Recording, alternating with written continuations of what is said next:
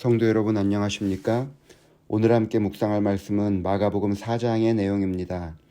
예수님께서는 갈릴리 바닷가에서 하루 종일 제자들과 다른 사람들에게 하늘나라가 어떤 곳인지를 비유를 통해서 설명해 주셨습니다. 해가 질 무렵 예수님께서는 제자들에게 바다를 건너자고 말씀하셨습니다. 예수님은 고단한 하루 일정으로 인해서 배에 올라타시고 깊은 잠에 빠지셨습니다. 35절부터 37절의 말씀을 보시겠습니다. 그날 저물 때 제자들에게 이르시되 우리가 저편으로 건너가자. 그들이 무리를 떠나 예수를 배에 계신 그대로 모시고 가매 다른 배들도 함께 오더니 큰 광풍이 일어나며 물결이 배에 부딪혀 들어와 배에 가득하게 되었더라. 갈릴리 호수는 지중해 표면보다 200m나 낮은 위치에 자리 잡고 있습니다. 요단강 계곡에서 불어오는 이상기류를 만나게 되면 파도가 높이 칠 때가 많습니다. 그래서 호수임에도 불구하고 바다라고 불리우는 장소입니다. 그 밤에도 큰 광풍이 불어서 배에 물이 가득 차게 되었습니다. 제자들은 폭풍으로 인해서 배가 가라앉지 않도록 최선을 다해서 노력했습니다. 베드로를 비롯하여 제자들 중에 어부들이 있었기 때문에 그들은 스스로 이 문제를 해결할 수 있을 것이라고 생각했습니다. 그러나 파도는 더욱 거세지고 배에는 물이 가득 차게 되었습니다. 제자들은 자기들의 능력으로 그 배를 통제할 방법이 없었습니다. 제자들은 절망에 빠질 무렵 배의 고물에 주무시는 예수님의 모습을 보게 되었습니다. 예수님은 그런 위기의 순간에도 배 뒷부분에서 베개를 베고 주무시고 계셨습니다.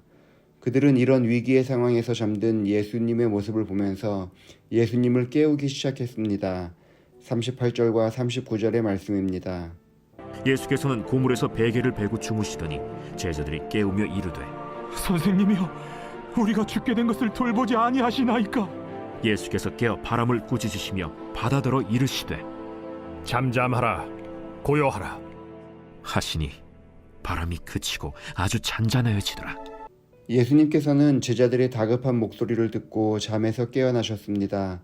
바람은 거세게 불고 배 위로 물이 넘쳐서 거의 잠기게 되었습니다.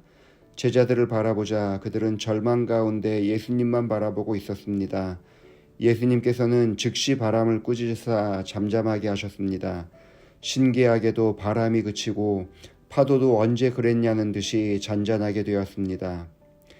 이 이야기를 통해서 아무리 급박한 위기의 순간이라 하더라도 사람의 노력보다는 예수님을 먼저 불러야 써야 한다는 교훈을 배울 수 있습니다. 그러나 더 중요한 것은 예수님께서 사람의 목소리에 얼마나 귀를 기울이고 계신가 하는 점입니다. 다시 폭풍이 불 때의 장면을 생각해 보겠습니다. 예수님께서는 배의 고물에서 잠드셨다고 기록하고 있습니다. 배의 고물은 배 뒤쪽 노를 젓는 부분을 말합니다. 배의 고물은 배의 선실 안쪽에 자리 잡은 것이 아니라 외부의 환경에 노출되어 있는 장소입니다.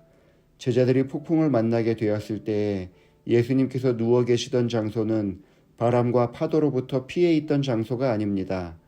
그날 예수님은 너무나 피곤하셔서 폭풍 가운데서도 깊은 잠을 드실 수밖에 없었습니다. 바닷물이 배가 거의 잠길 만큼 차오른 때에도 그 난리에도 예수님은 깨어나지 못하셨습니다. 아마 바람이 불었기 때문에 예수님께도 바닷물이 튀었을 것입니다. 그럼에도 예수님은 잠에서 깨어나지 않으셨습니다. 그러나 다른 외부적 환경에도 잠드셨던 예수님께서 제자들이 예수님의 이름을 부르자 즉각 일어나신 것입니다. 비바람도 깨우지 못한 예수님을 제자들의 울부짖음이 깨어나게 한 것입니다. 왜냐하면 예수님께서는 제자들의 목소리에 집중하고 계셨기 때문입니다. 비바람에도 덤덤하던 예수님께서 제자들의 다급한 목소리에 반응하셨습니다. 이것은 예수님께서 사람들의 목소리에 크게 반응하신 분이라는 사실을 보여줍니다. 예수님은 비바람 속에서도 잠들 수 있는 분이시지만 우리의 다급한 목소리에 바로 반응하여 일어나는 분이십니다. 우리가 예수님의 이름으로 기도할 수 있는 용기는 이런 예수님의 모습에서부터 시작되는 것입니다. 우리의 인생을 시작할 때 얼마나 다급하고 중요한 일들이 많이 있습니까? 그런데 혹시라도 예수님께서 우리의 기도를 들어주시지 않을까 걱정만 하고 있지는 않으십니까? 예수님은 우리의 목소리에 집중하시는 분이라는 사실을 기억하시기 바랍니다. 예수님은 폭풍 가운데서도 우리의 부르짖음을 정확히 들어주시는 분이십니다. 어떠한 환경에서도 우리의 어려움을 해결해 주시는 분이십니다. 언제나 우리를 향하여 귀를 기울이고 계신 그 예수님을 향하여 담대하게 우리의 필요를 이야기할 수 있는 그런 성도들이 되기를 바랍니다. 기도하시겠습니다. 아버지 하나님, 우리를 사랑하셔서 예수님을 보내주시고 하나님의 자녀로 삼아주시니 감사합니다.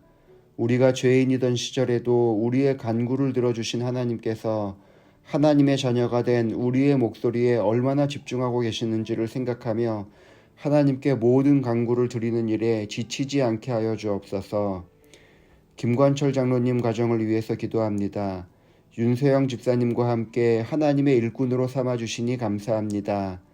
여러 여건으로 현재 서울영어학원교회를 위한 봉사는 하지 못하지만 하나님을 향한 봉사는 멈추지 않는 가정이 되게 하여 주옵소서.